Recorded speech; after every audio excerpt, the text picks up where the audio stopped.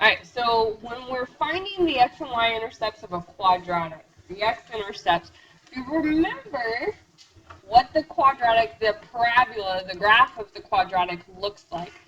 In previous videos, we said that it could look like this, or it could flip upside down, right? We've talked about transformations before, and so these parabolas could slide all the way around the graph, right? It could slide to the point where, like in this graph, it slides completely above the x-axis. How many x-intercepts will I have in this case?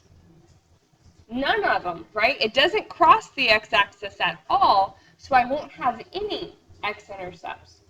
It could also slide in such a way that it just comes up and touches the x-axis one time, right there.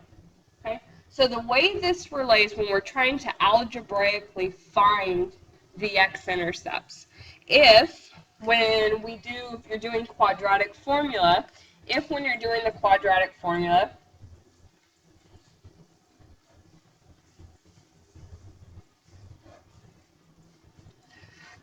the value that's under the square root, it's very important, and there's actually a special name for it, but if that value that's under the square root, b squared minus 4ac, if that value is greater than 0, so I have a positive number, right? Positive number, then I'm going to have two solutions or two x-intercepts.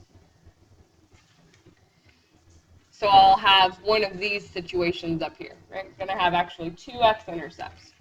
If the number, the discriminant, if this number, b squared minus 4ac, if it's equal to 0, then I'm going to have this situation where it just comes up and touches the x-axis.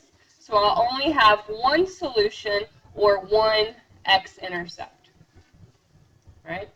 But if that value, the discriminant, underneath the square root is less than 0, meaning under there I have a negative number, then the solutions to this are imaginary or complex, and we looked at that at the beginning of the semester. I can't graph complex or imaginary numbers on the x and y plane.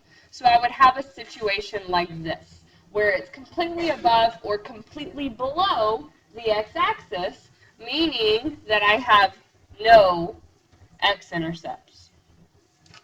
Okay? So the value you get underneath your square root will tell you how many solutions or x-intercepts you should have. All right?